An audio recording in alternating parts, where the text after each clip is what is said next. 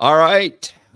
Welcome, everybody, to another Unforgettable Events Experience live show. I'm really excited today to be with a new friend, Rich Mulholland. And Rich and I met because of a video, and we'll tell you that story a little bit later. And I'm going to introduce Rich fully in a few minutes here when we get ready for our formal interview. But right now, Rich, I'm excited to have this conversation. It's been weeks in the making. So thank you for being here. Phil, thanks for having me. It came out of an actual conversation that we had and we geeked out on, and we realized that if the two of us are geeking out on this topic, why are more people not? And so we both instantly decided that it was going to be worthwhile as getting a meatier discussion around it.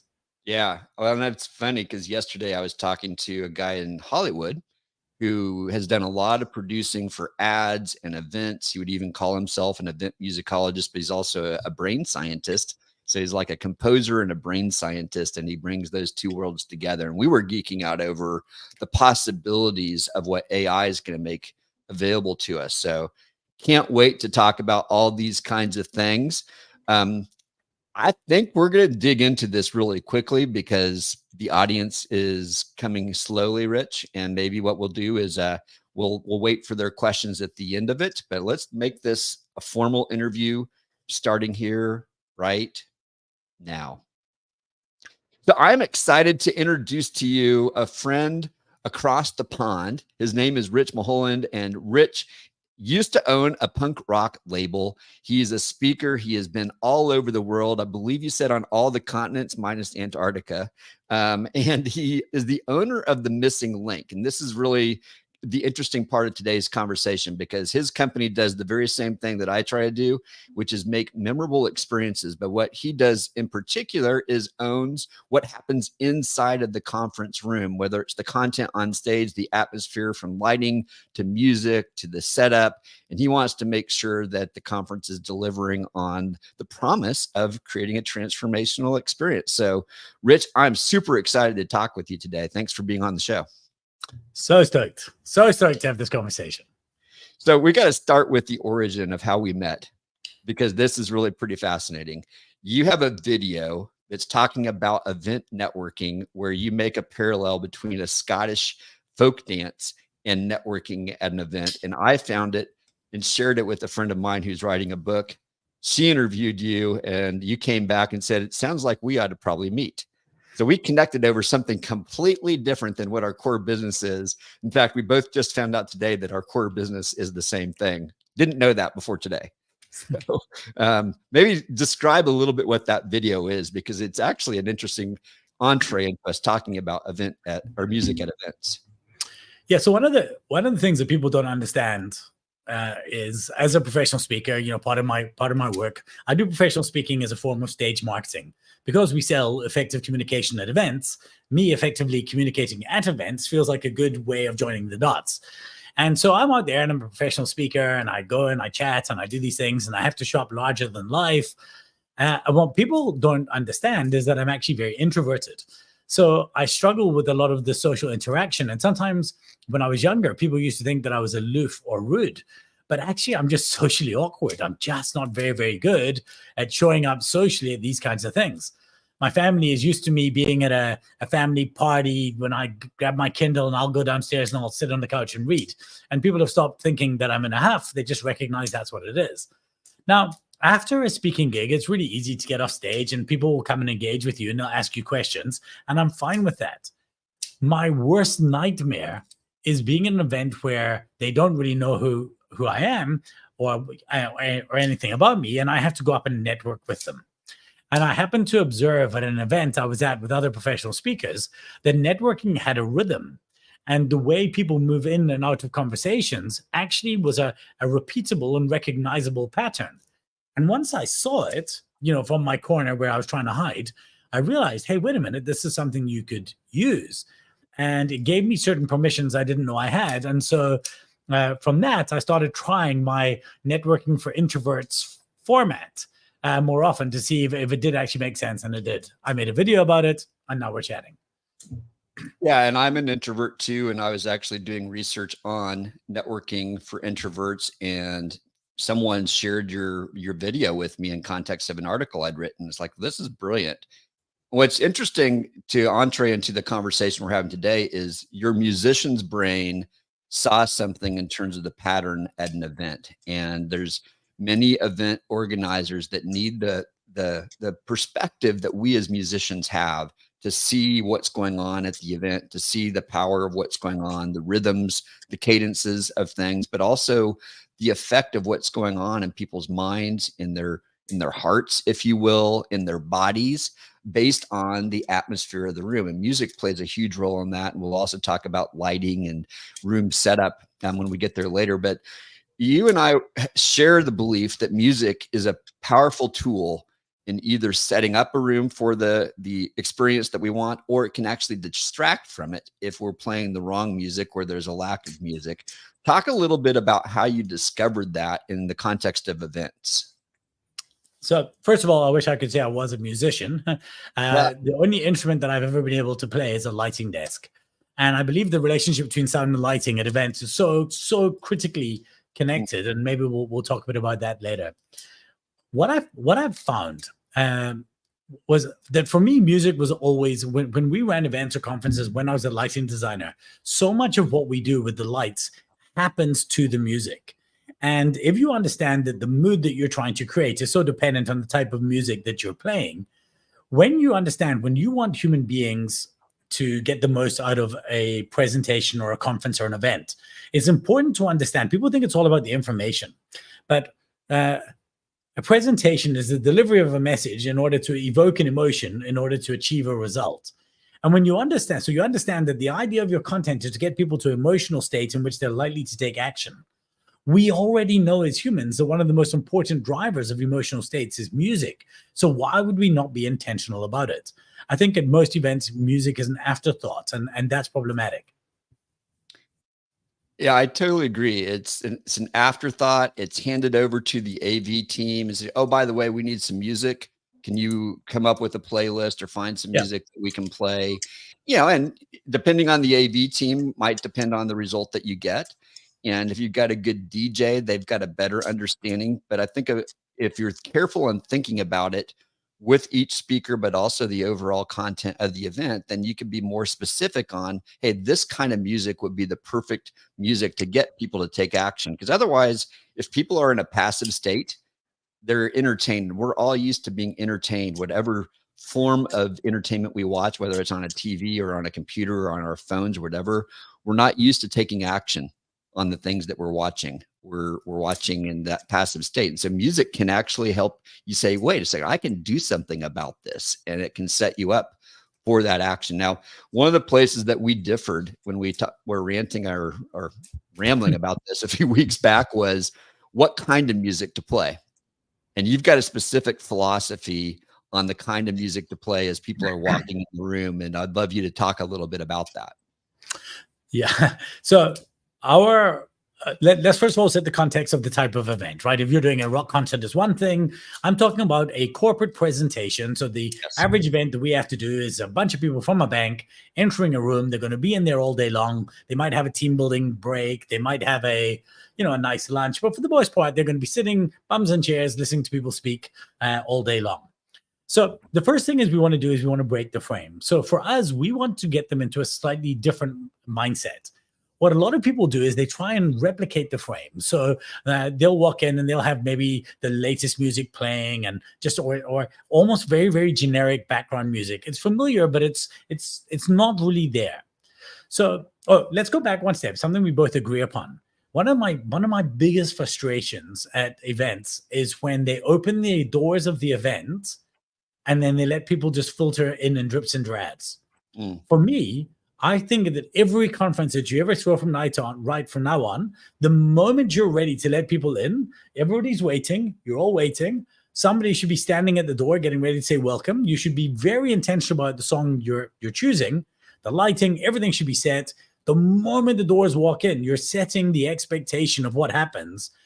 So that second they're walking through the door, I want a really rad song coming on that's going to remove them from their comfort zones and let them know, wow, this is going to be a bit different. And I'll come to the specifics of that in a second. The light's going to start moving, and we'll be waiting at the door, myself or my team. So they've come out where they've had their coffees and teas and their pancakes. They're walking in the door, and now we're like, all right, everybody, welcome. Hey, welcome. Saying to people, getting them in the mood, letting them walk in there and setting that scene. I don't know if you want to if I want me to pause there, or do you want me to go straight into the music? No, let's dig into that a little bit because, let's go out of your events. Tony Robbins at his events, I know, hits you in the face with some really hard-hitting music from the moment you walk into the building. And, people have different responses to the kind of music that you're going to play. Let's say this is 8 or 9 o'clock in the morning, banking. Yeah, that's all right. We're talking about. So when someone first shows up that time of day, having hard-hitting music is not what they're necessarily ready for, unless they've been up 4 hours and had 3 espressos and gone to do their workout. So talk to me a little bit about, you want to disrupt, but how far are you willing to take them out of their comfort zone in that moment? Yeah, so we do want the room to be a bit of a salt on their senses, because we want to set the expectation that different things are supposed to happen in this room. It's not supposed to be a calm, passive space like you mentioned. Now, I'm a big fan of the designer Raymond Loewy. I don't know if you know him. I don't. He's a wonderful designer. You'll have seen lots of his work. If you search for his work, you'd recognize a lot of it. And he has this idea called Maya, which is most acceptable or most adventurous but acceptable. So something like that. Let me just, what is this thing again? Most advanced yet acceptable. The idea is that you want to do something that's a bit different. So most similar but different, or most different but similar. People don't like things to be too new. So if you came into one of our concerts and I was running, a NoFX punk band playing punk music, that's not even acceptable. We don't understand it. It's too beyond what our expectations are. But equally, if we walked in and I was just playing the later Taylor Swift, well, it might be cutesy and nice, but it's not moving us from any normal space that we're in to somewhere different. So years ago, we learned about a cover band called Me First and the Gimme Gimmes. Mm-hmm. And Me First and the Gimme Gimmes, what they were made up from different people from all different punk bands. And geez, this is the band we go to walk people in and out of conference rooms. We don't stick with them the whole day throughout the conference, but to walk them in and out of conference rooms. And the reason is they take very famous songs like maybe Country Roads, and they do a punk rock, but a fun, entertaining, cutesy, accessible punk rock version of it. So the beats per minute go up, the vibe goes up. So you walk in and it feels very familiar, but it feels totally different. And the energy of it, and you see people like bobbing their heads and they're tapping their legs. And that's what we're trying to get to. We're trying to create a state of functional discomfort. And music is a really helpful tool to do that. Otherwise, you become overly reliant on the job of the MC when they start. And we want to do some work for the MC. Then we want the video to do a bit more work. Then the MC will do work. And then the presenter have got a nice platform to present on. So I've listened to a number of the songs from that band. I found them on Spotify, and I went through and listened to probably a dozen of them the other day, and even played some for my daughter. And she loved the Summertime arrangement that they have. And there's a couple others, but some of them push the boundaries pretty far. Like if you're not a punk fan, it's taking the song way out of the comfort zone. So I'm curious, and if this is driven by the audience that you're in or the degree of challenge that's getting ready to happen in the presentation on which songs and how far out of people's comfort zone you're willing to take them. Yeah, so we don't randomize it. We've got a playlist that we walk in with. So usually the song we walk in with is Runaway, the Del Shannon song. And it's faster and it's this, but everyone gets it. And we build up and we have a playlist of songs that we do. So we've taken out the less accessible ones, the ones that we don't think will work. And we want songs that they're usually have a degree of nostalgia. So they're not anybody's genre of music, but everybody has a nostalgic familiarity to them, except not in this style. Because we don't want people to have why have you taken my favorite song and wrecked it? We just want this familiar but different. And in Bear into Mind, it's still slightly in the background. Right. But it's an important space. It's supposed to be that something doesn't feel right here, but it's kind of cool. And that's the mindset we want people to be in when they walk in the door. Now, this is different than what you've played out in the hallways before the doors are open, right? 100%. Do you like to have control over that as well, or do you not care? So the event company has control over that, but usually in a lot of venues here, the hotel just kind of has stuff piped through already. So it's their background. And in fact, for me, as a professional speaker, this is a horrible thing to say, but there's nothing worse than a really bad, boring speaker going before you, because the contrast ratio between yourself and the where Yes. they came from should feel marked and should feel significant. And that's kind of what happens. So we don't give too much thought. Sometimes, if it's like in some functions, we might have like a quartet that has been booked there. They're doing that kind of Bridgerton thing, which is pretty cool, which is you've got the quartet. Yes, they're on their strings, but they're playing slightly more modern songs. So they might be playing a Taylor Swift hit, but there. And then that's also got that most advanced yet acceptable type play happening there. Yeah, and that's actually what I try to do. That's where I try to hit the nostalgia, is when people are walking in, because I want them to feel like they belong. But when they're walking into the presentation, now you're trying to set them up, like you said, you're trying to build the energy for what is getting ready to take place. But sometimes that contrast, when you open the doors, if they're hearing one thing in one ear and another in the other, can be even itself a little bit startling. So it's something that event organizers need to really think about, is what's the flow of that space like, and what's the music of that space like. So yeah. So I think that's very true. Yeah. So what is going on in the brain? So let's think about this a little bit. When you're playing these different kinds of music, do you have an understanding of what's going on in the brain, of how music is affecting us so that we can make those choices? So we certainly know. Have you ever read Brain Rules by John Medina? I sure have. It's a wonderful book. And we know that the way that music affects you and the way music affects humans is just significant. In fact, we went to a different industry to understand how it's being used, and maybe manipulated is an unfair word, but retail understands this. Oh yeah. Retailers understand exactly what they're doing.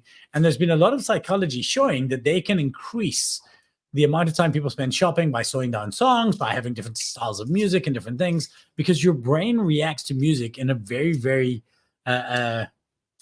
fundamental way. Yeah. My friend John Vitale, who I was telling you about pre-show, he used to do ad campaigns for some of the major brands. So, he would go around with the team and like orchestrate the songs, get the musicians lined up, and they'd spend, hundreds of thousands of dollars sometimes on the release of a GM new car that was coming out, or, Mercedes was releasing a new car. And some of the things they would think about was, who is likely to even buy this? And what music were they listening to when they were in that happiest part of their life? And that's the kind of stuff that he would really try to tap into. And that's really been informative to me, of thinking about, okay, who's in the audience? We need to really understand the demographics of this audience to understand what are those familiar songs. I love what you're doing of disrupting that a little bit to set a stage of agitation, so that, there's something to be expected. Like, that's what I feel like you're doing, is you're creating some expectancy. You're making people alert that, oh, I probably need to do something, as opposed to just making someone comfortable. I think that's really classic. But they found it made a big difference if someone recognized the songs and that made them tap their foot, or they're happy, or they remember those happy times in their life. Now all of a sudden, hey, this car is associated with those feelings, this experience. And I've noticed, like sitting in a coffee shop, if you sit there long enough, they change their playlist through the day, knowing what kinds of people are in there at different times of day. Well, it's a dopamine hit you're getting. Right. So you're getting those little hits. In fact, and it's why when I'm writing, I try to choose lo-fi instrumental music, because I want the opposite of that. So when I'm working on a book or something like this, I want to go into music that exists. That I need the music to be there, partly to block out the world, but partly just keep me in the zone. But I want it to just sit there at a space that is not doing anything. It's not trying to raise me or lower me. It's trying to keep me at cruising altitude, at a comfortable state, because my brain is doing so much that I'm working. But I want you to juxtapose that with the problem the audience faces. Because you see, when you're writing, you're an active participant. But you mentioned earlier, when you're audience, you're a passive participant. Yes. Now, our attention spans are not trained to deal with being passive like they used to be. So, and we can maybe chat to this about why we use typewriter moments in a second during a presentation to try and bring the audience back. And little breaks, maybe run a little clip from TikTok at some point or a little thing just to try and get the spikes going back again. But this is so important, is that we're trying to keep the audience in different active states. Yeah. It's interesting. I don't know if you know the guys over at Song Division. You familiar with that company? No. They hire rock musicians and they go to conferences and they help the crowds write original songs in the moment and then help perform them later on in the event. And it's using music at a different level of brain state, because now you're writing it, you're participating. There's a level of ownership, and it's connected to what's happening. Like they're getting them to write a song on a banking industry. Like what's the vision of the company going forward, or what's a big takeaway that we've had from this event today? Like they're getting that summarization. Now all of a sudden you can't be passive. Like you got to participate. And now you're going to like the song because, hey, we wrote it. And that's me up there on the video, performing it with these rock stars. It's funny. It's worth mentioning this just because it's time is for this week. So we love doing that. We love, I don't know that particular company, but in South Africa, where I used to live and where my company's based, we had often would bring in, there was a particular guy called Bernie Miller, and he would work with the various the conference people, so our clients, and they would write original pieces of music that they would perform to. Now, they wouldn't do that necessarily as a team build on the day. They would work on that before, and then they would perform it. And the reason it's worth mentioning this is I think Canva has been given a lot of trouble for their rap song that is being viewed out of context. And I think it's personally very, very unfair, because I promise you, when you see a group of your peers, the people that you already know and love, talking about the product and the little Easter eggs of things that they've done, the only mistake Canva made with their rap song last week was that they turned a really cool private inside joke into a public joke that nobody got. Because you're allowed to be cheesy and cheeky and silly and funny and embarrass yourself to your peers. That's part of what people love about it. Yes. That rap song was amazing. It was wonderful. It was cool because it was for them. We're looking at outside of it with no context, and everyone's calling it cringe. These songs that company would have made, they're definitely cringe. But they're cringe by design. They're beautifully, wonderfully cringe because they're full of inside jokes and the blood, sweat, and tears of the audience members that made it. And that's what makes it amazing. Inside jokes, laughing with and at your colleagues is a beautiful thing to do in the safe space of a conference room. And music is a fantastic vehicle to do that.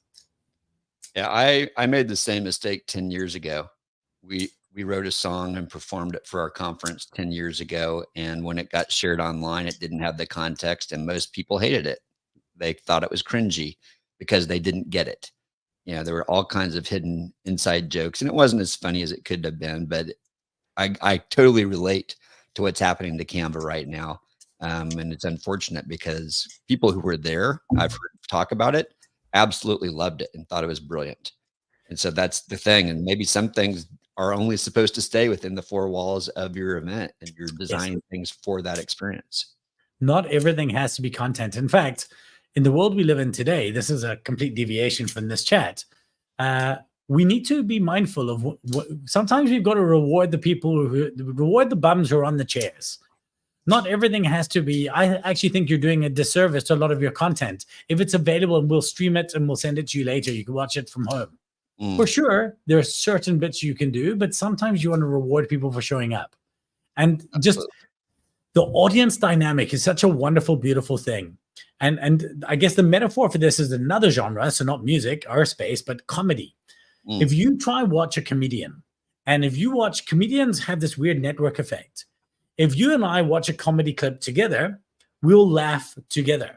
But if we were to watch it by ourselves separately, you might laugh. You might say it's hilarious, but that was because you laughed inside your head. The more humans you add to a funny thing that you're observing, the bigger, the fuller, and the more wonderful the laughter feels. And that's the same with our emotional response to anything. So if you have 500 people in Canva in that room watching their colleagues do this rap song, laughing at the inside jokes about the technology that they've been working on for the last year, the energy in the room, the whoops, the cheers, the clapping of hands, that stuff that is cheesy to observe is wonderful. I'm sorry, I've got one last metaphor. If you don't mind me just going on this tangent, because I think it's important. Yeah. So I was in Mexico a few years ago. I was doing a speaking tour in the US, and they wouldn't let me in until I'd quarantined. So I had to be for 20 days outside South Africa. So I went to Mexico. My wife came with me. And we were sitting there and we were watching people doing a silent disco. And my wife is the first person to grab the mic at karaoke. She's a musician and a singer. She plays piano. She loves it. I've had up to that stage never done it in my life. And she also dances so well and she's sexy and gorgeous. So she wanted to do the silent disco. I didn't want to be the killer of joy. So I said, well, I'll come along with you and I'll just watch and I'll get you drinks.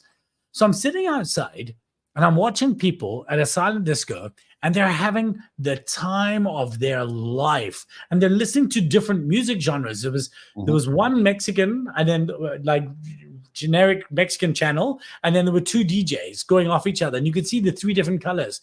And these people are having the best time. And if you saw somebody having a better time, you change channel. And on the outside, I was looking at this and I was thinking, I don't want to do that because I'm embarrassed. But then I looked around and the 3 or 4 of us sad husbands watching from the sideline who were too embarrassed to go. I thought, we're the embarrassing ones because we're outside observing and we think they look silly, but actually they don't. They look amazing. And eventually I thought, to hell with it. I'm going to let go of my comfort zone. And I went round to the DJ and I said, do you have any of them left? And he said, yes. And he gave me one. And I went in and I let loose. And I had one of the best nights of my life, dancing to music that wasn't there.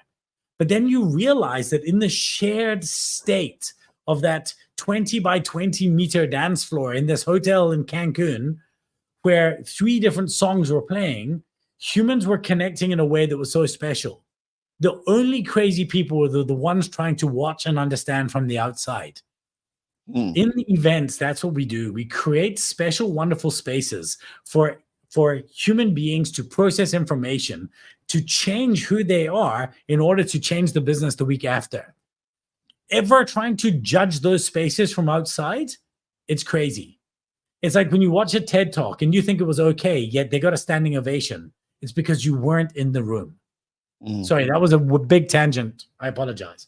Well, it's interesting because what that metaphor shows us is the value of personalization.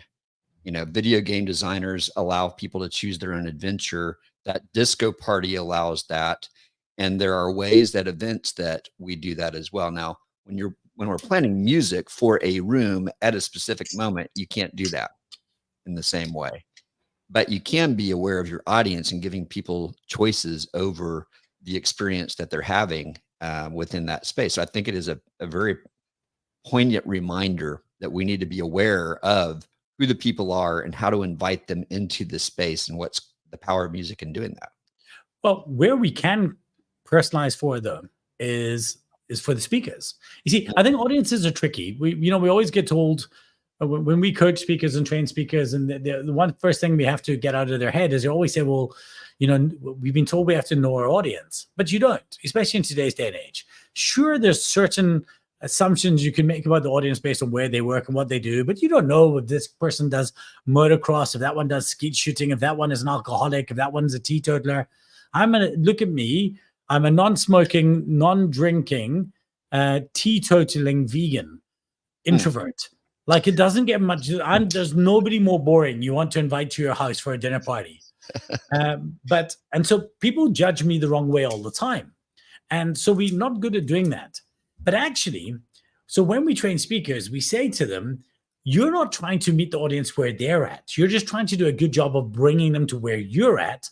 And when they come there, you want to connect with them, find the common ground you share. Because even though I'm a punk rock, introvert, vegan, bloody, whatever the case may be, I'm also a dad, a husband, a business owner, an entrepreneur. I'm involved in event space. We both love music. So the common ground we have is that. Right. So the level of customization that we want to do with music, and this is the next most important thing that we want to care about, is the walk-in song that every presenter gets chosen for them. And I know some event people are very good at this, but letting every single person choose a song that perfectly suits either themselves or their presentation topic when they walk onto the stage. That's a beautiful place of creating that level of individuality, something different, but still works well for the audience. Yeah, it's super powerful, and I've seen it when people don't have one selected and they walk on and it's kind of a letdown, and that speaker has to build the energy back up. Like, if the MC does a really good job of building energy and then there's this moment of there's nothing while there's this transition happening, that's a hard moment to overcome. If the Yes. song is on point with the right energy and the right connection, whether, like you said, it's to the person or to the content, and that can really accelerate the speed at which the speaker can get to the things that they want to accomplish. Talk about, though, when there's bad choices of music, because there's the absence of music, and then there's like songs that are a total disconnect. And I think Right. sometimes that happens. Yeah, so I've now become intentional about giving people a choice of songs. There's the super brave song, or there's the acceptable song. The acceptable song is All the Small Things by Blink 182. Everybody knows the song. It's very accessible. It's radio friendly, but it's got that little bit of punk rock in it and cheekiness and things like this. They're my age, 49-year-old punk kids. Like, it makes sense. So it works really well for me. I've got a slightly heavier one if I really want to disrupt their comfort zone, and I let my client choose from there. And the reason is that, sometimes they'll just try and make an assessment of who they think I am and play a song, and it doesn't land very well, or they'll just play that standard generic whatever pop song they've been playing for people when they walk up there, and that doesn't land for me as well. And I think that's it's not doing us any help. One other little thing that I think is bad, by the way, it's not the bad song, but it's the bad use of the song. And that is where you place your speakers to walk onto stage. So if you're presenters, often presenters get the best seats in the house. They get, go sit in the front row. So then you've got this thing, and they might have a video playing, and they say, ladies and gentlemen, please welcome to stage Richard Mulholland. And then the video sting starts and has the music in it. And I'm on stage standing waiting because I had to step all of 3 steps to get there. What you want, and equally, I guess if it's too far, it's a problem. But what I do is I get mic'd up, and I don't go back to the front of the stage or the stage wings if I can help it. I want to be at the back of the room. And when that All the Small Things starts playing and they start going, I'm walking down the middle. They're looking to see where I am. I'm getting a bit of vibe going, not over the top, not cheesy, but I'm getting my audience into the mindset of what it is. And I always tell the sound guy, keep it going after I've got on stage. I'll just smile at you when I'm ready for you to stop. And then I can use a bit of energy and make it work that way. So these little decisions around music can create the entry point, expectation, emotional level, the emotional foundation on which your presenter is going to start. Yeah, I've seen it done so well when speakers allow that 20, 30, 40 seconds of connection with the audience through the song that is not just getting people hyped up, but it's also setting the stage for what they want to talk about and cleanses the palate, so to speak, from whatever just happened. If the bad, I don't want to call him a bad speaker, but a weak speaker or something just totally different just happened. Maybe it was even the Canvas song moment. Well, it might not be a bad speaker. Yeah, so to your point, it could be that the CFO just finished the financial results presentation and It wasn't great, but now that's what happened. But now we're back from lunch, and I've got to stand up and speak about why, this is not the worst news, and we've got to build on from here. They have just been taking a bit of a beating. Or you're the 3rd speaker in a row before a break or before lunch. Yes, exactly. And you've got to build the energy up so people want to stay with you instead of thinking about lunch, or you're right after lunch. I think music can set the stage. I want to ask you a big question because we've not even talked about this. Canned music versus live. Do you have an opinion? For the vast majority of things, so I have lots of opinions on this. For walk-in music, generic background music, things like this, canned music always. Even sometimes for after dinner, while people are playing, be very, very careful about live music because people feel that they have to be polite, stop and clap, and they almost feel guilty eating because they know that there's somebody performing for them. If it's suitably background enough, then that's okay. Then because it's supposed to be background music for you to eat to, like a quartet or, a soloist just playing and things like that, and that's totally fine. But for anything like walking up and just in your conference, if you do want to have a live act to perform, less to the power of more. You want the audience wanting to hear more of it than wishing that they were off stage already. So if you think a song has, if you think a band has 5 great songs, play 2 of them. That's interesting. That's during the event as an audio break. That's like after lunch, we come back with 1 or 2, because that's where I love live music. We walk back in the venue. We have a performer do something amazing while they've just sat down, palate cleanser, then we go back into the speaking. That should be live. Yeah. Not everyone has the option of live. Production costs go up. Rehearsal time goes up. There's a lot of things that happen with live, but I think there's something visceral that happens when there's live musicians in the room performing, if they can perform at an adequate level. If they can't, don't do it. But if they can perform and create that disruption, there's something happening in the frequencies in the room that's different. And there's probably a scientific reason for this that I don't understand, but I think there's something that's happening in our bodies when you're feeling the bass player play and the drums play, as opposed to it piping through the sound system. And especially when you see the people on stage maybe are people you know, then there's something even better going on there. So I feel like there's a place for live music. I totally agree. Like if you're needing that 30-second clip from that song when a speaker's walking on, unless you're super well rehearsed, like a Tonight Show band, where they know how to do that. And that is hard to do. I've tried it, and it's hard to get a band ready for that. Those guys must practice a lot to be ready for those short little clips, so that what we see on TV just sounds so amazing and perfectly timed. But to get a band to do that that's not used to it is challenging. And listen, if that was your theme of your conference, I mean, that's a wonderful theme. If you guys were going to do lip sync battles, and if your theme for your conference was the Tonight Show, then by all means have one of those bands playing, and that will all add to the ambience and double down on your theme. But yeah, that choice of palate cleansing music, just to what you were saying, we need to remember that music was our language before speaking was. Music is a way older human communication form of human connection, and it predates our ability to communicate effectively. People would be able to tap and create rhythm and do things before we were able to make words.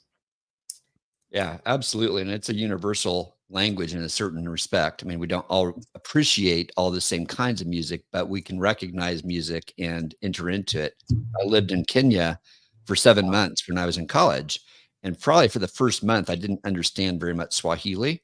But when people pulled out instruments, I could play along. I could beat along. I could grab a guitar. I could, try to sing with them, because the songs were usually easier that they're singing than what they would speak. And so I could, join in. It was enjoyable. And there was a connection that was created with people because of the common language of music. It's the one thing that if you want something to be, I think when we were going back to what you were saying earlier about and why I like nostalgia as music, is you want music that transcends genre. So if I walked into your conference and you guys were just playing country music or jazz music, you and I differ. You might love jazz and I like punk. If you walked in and I was playing punk music and it was straight, Rise Against and, NoFX and Lagwagon, that would be too jarring for you. You'd be like, this is not my kind of music. Equally, if I walked in and it was just country music, that wouldn't be for me. Nostalgia crosses genres. So that's why I like older music that people know, because it's just kind of feel-good family music. And then if you can get that with a bit of an edge, for us anyway, that suits us. But the foreign language music, to my point, does that, because it doesn't offend people in the same way, or people don't react to it in the same way as they would to something they're very familiar with. They have less of an opinion of it. So you could play, if you had a certain theme where, African Swahili music or Kwaito music from South Africa felt like the right theme for you, that would feel different, but there was some familiar sounds to it, but that would be cool and interesting, and also be a pattern interrupt. Yeah. Pattern interrupt is a very important concept when we're thinking about speaking and getting people to take action and keeping them engaged. Absolutely. You talked about that.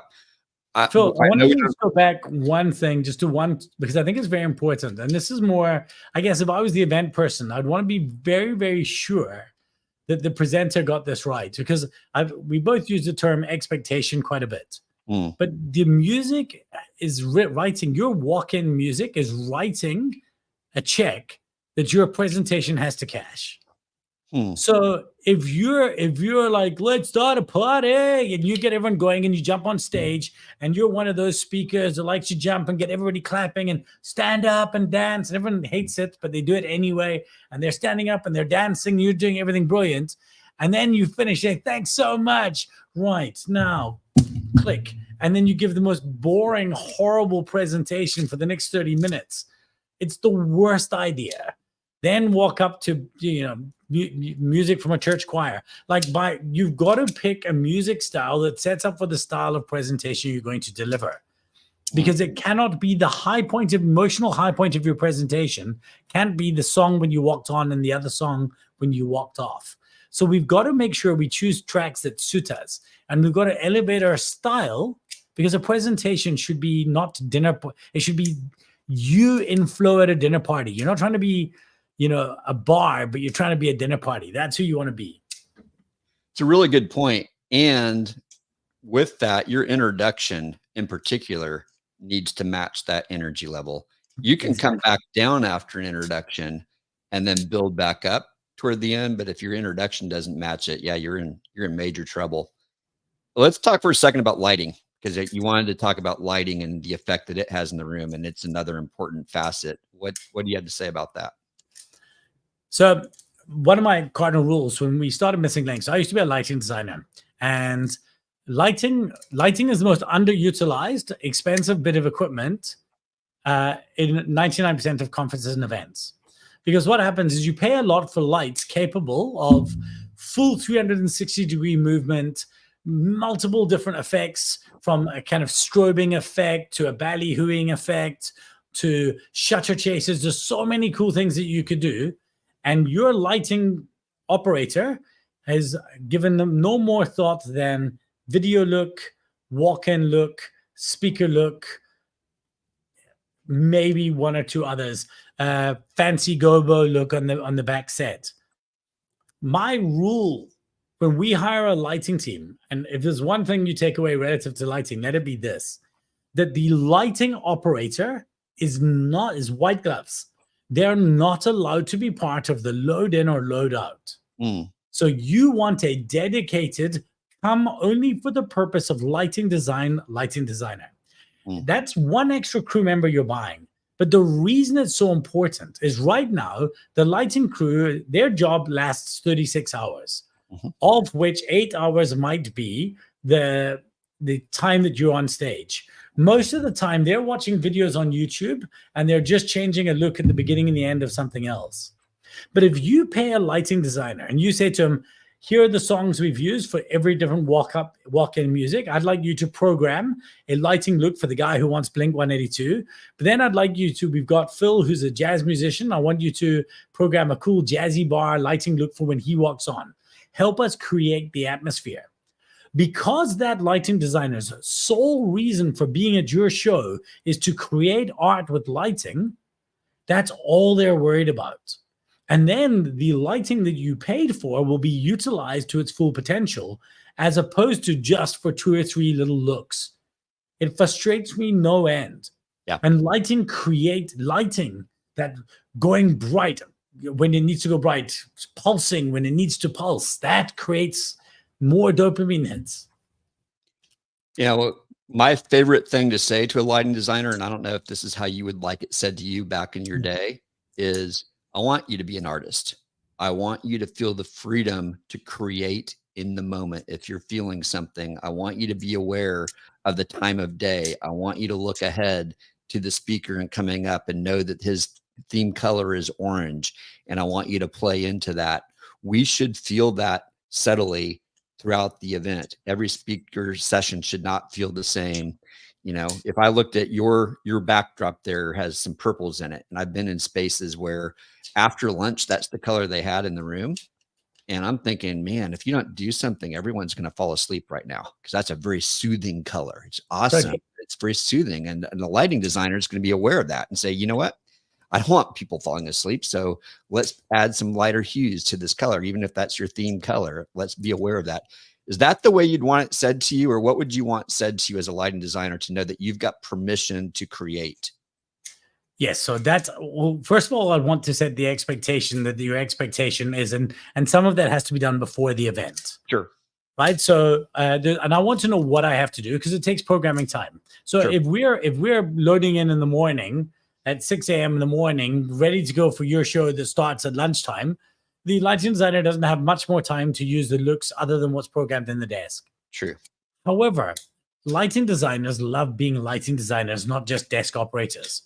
So when you get them involved, when you turn around and say, even as a speaker, in one of my talks, I have a specific cue where I banged on a car radio and this sound hits me hard. And this heavy metal band called All That Remains just comes through the speakers. And it's an assault on the senses of the audience for like 10 seconds.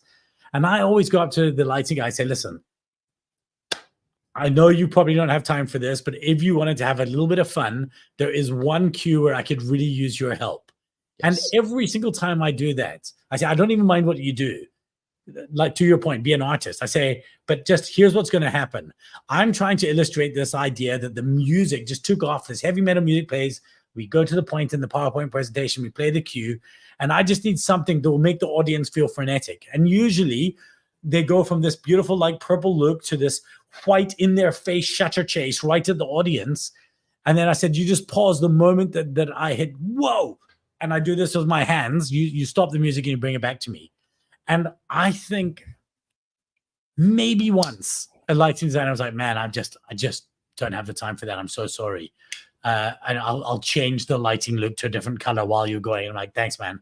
But 99% of the time they'll do it, but nobody asks them. Well, and most of these guys, correct me if I'm wrong, but I've got a background in music theater. And when you're doing live shows, you've got dozens of lighting cues through that show. Most of our corporate events, like you said, you've got maybe 3 or 4 scenes that have been created, and then you're just going back and forth. So when you give a real professional lighting designer the opportunity to be creative and do something fun, that's within their wheelhouse, and it makes the show more interesting to them. And the other thing to remember, well, their desks are already set up. So so what happens is when you set up a lighting desk, you have certain macros. So a ballyhoo is that kind of when the lights are all moving around slightly different speeds and it looks a bit like organized chaos. Almost every lighting designer has their favorite ballyhoo, and they've set up 2 or 3 different speeds of those with different amounts of fixtures on their desk that's ready to go if they want it. They'll probably have a standard shutter chase ready, a standard color roll ready, a standard gobo roll ready. So these are things that are almost sitting there in the desk. So just asking them to have a bit of fun with the walk-in music. But the main insight that I want the event people to take away from me is to always have have somebody whose only job is making the lights work really hard. It will change your show unbelievably. Oh, and then the other thing is don't skimp on the smoke machine. If you pay for a lot for lights, make sure you have a hazer. It's not what you think it is. It doesn't make everybody cough, and it just gives you enough for those beams to matter. Yeah, just get your fire marshal involved if necessary. Yes, absolutely. But most of them are water-based hazers now, so they don't trigger any smoke machine. They're literally, it's basically more in common with steam than anything else. Yeah. The other thing that I discovered one year was having an LED designer who is an artist, because there's so much that can be done with an LED wall. If you've got someone creative working on it, you've got to work with them in advance to know, but they can do things on the fly as well as in the moment. And we do have a comment here that the lighting designers love to have a running order with the design punches, and that's absolutely true. Absolutely true. Critical, actually. Yeah, you have to have that. And if you don't know how to design that, get somebody in your production company that can walk you through it. Like, there are people. Luckily in corporate, though, they're not usually there. It's literally the average work the LD does is walk-in look, walk-out look, speaker look, walk to stage look, and VT, video. Right. But you're right about this LED designer. They came after my time as an LD. The stuff that you can do now with an LED back wall versus what is actually done by the average company uses it with some sort of plain flamey background behind them, like a moving pattern with two 16:9 areas as presented as screens, as picture in picture. Whereas for me, so when I design, if I'm given a long form LED wall aspect ratio, I don't make every slide that goes behind me look like it's using the full screen. More often than not, I make it as if I'm only using so if you're listening to this, you're not going to understand, but so that on the left and right of me are matching slides. And then every third slide might be the whole screen comes to life to make a big point. So all of these design elements make such a difference, because when I then have a big full screen slide, the audience knows, wow, this is big and important. But if everything looks the same, we're not interrupting their patterns. And I mentioned earlier typewriter moments. You've got to imagine your audience like a piece of paper that you've loaded into a typewriter. And they're just sitting there. You've loaded them in there and you're typing away. And you're presenting to them. And every now and then you look up and you see that they're still there. Oh, my audience. But eventually that carriage has reached the end of it's reached the end. And you can type all you want, but all you'll get is this blur on the last letter because the audience has gone into submarine mode. You've lost them. Every now and then, what you'd have to do is you have to go like ping and reset that carriage, and then you can carry on typing again. This is the role that things like pattern interrupts, a little video clip, a little cool TikTok clip at one point in your presentation that you can run to illustrate a point. That point could be vague. It could be comic relief. Anything you want to do to interrupt people's patterns. A little bit of music, a fun story you tell. These are the most critical things you can do to get your audience in the right framework. Because it used to be that you had to hold an audience's attention. Now you have to interrupt their distraction. Oh, that's an interesting way to say it. I've heard different theories on how long or how frequently you need to do that in a presentation. What have you found to be true? I found that it's not for us at Missing Link, it's not a hard and fast rule about length. It's about information. So the human body has a channel capacity of, they say 4 or 5-ish levels of information that we can hold in our working memory until it becomes mush. Okay. And at that point, we've got to reset things. Now, if you're telling a long form story, then you're not doing much that's cognitively demanding. And the essence of storytelling can actually buy you longer attention, provided that there's something that they're waiting for, a part of the story that remains untold. Because humans are guessing machines and they're trying to get the punchline before you get there. So if you're doing that, you can wait longer. But if you're dropping just fact after fact after fact after fact, then it's a shorter amount of time before we need to interrupt it with something. Yeah, that makes total sense. But the truth is, we need to do it way more frequently today than we did 5-10 years ago. People are used to being distracted. I love that you're saying interrupt the distraction to bring them back into the moment for the very thing that they came for. Everything that we're talking about today, whether it's music, lighting, the structure of your talk, the different elements that you've got available to you in a talk, all of it's for that very purpose of creating memorable and transformational experiences, which is what this is all about. So, Rich, thank you for being here. I'd love to give you the last word, and then I'm going to actually create a last moment for us because that's what we do here. We're going to create a saxophonic moment to end our call here, but you get the last word. Just be intentional about it. I think that what we do is we're intentional about the thing, which is the stage setting, having people show up to presentations. We're very, very worried about all the things that we do, all the details that we have to get right at an event. But sometimes we're not as intentional enough about the small little things that could make a big difference. And the beauty is, in order to break people's guessing machines, to hack their expectation engines, you don't have to do much. You just have to do those little things really well. So giving that little bit extra attention to the sound cues, that little bit of extra attention to the lighting design, that's the difference between making your customer, who's often one of the presenters, go from feeling like a corporate presenter to being a rock star. And I promise you, when you've allowed them to feel like a rock star for just one little day, given them their Canva cheesy moment, they will remember that feeling when it comes to booking their conference next year, because they're remembering how they felt when they were on stage. You want it to be one of those things that they want to chase that dragon.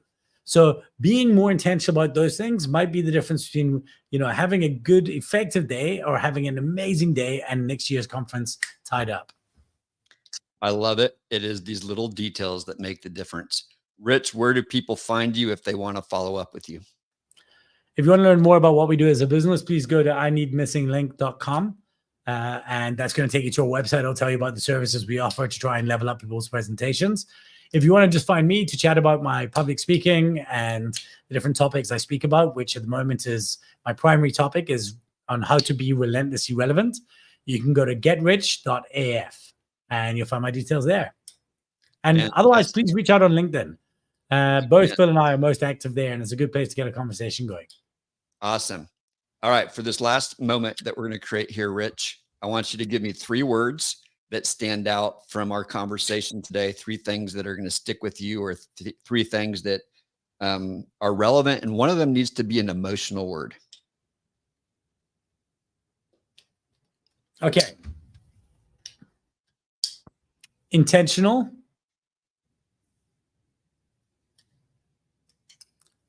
I know what I wanted, something to do with being not from active to passive, but I don't know if that's too vague to turn us into active participants. But okay, no, I can go with that. And then the emotional word is discomfort. Ooh. All right. Ooh, this is good. That's definitely a great summary of what we've talked about today, and we'll see what I can do with that. I wish I knew a good punk song, but I don't. So we're going to just... You don't have to do punk songs. I love all kinds of music. I'm not. Yeah. I will make it uncomfortable at some point here. Yeah. Should have probably practiced before I warmed up here.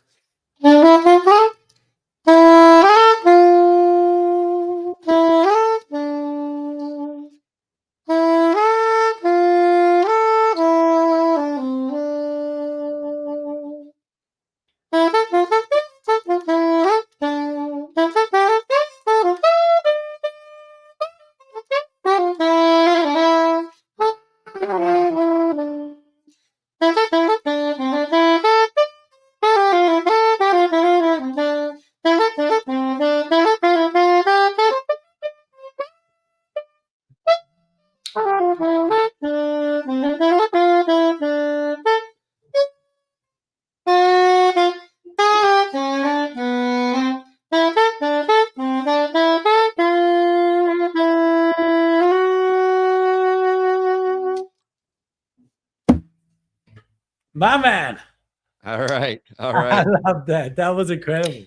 Thank you so much, Rich. I saw comments asking for the links. I will go ahead and grab those from you. We'll post them up on LinkedIn and have those available later. Rich, thanks so much for being part of the show.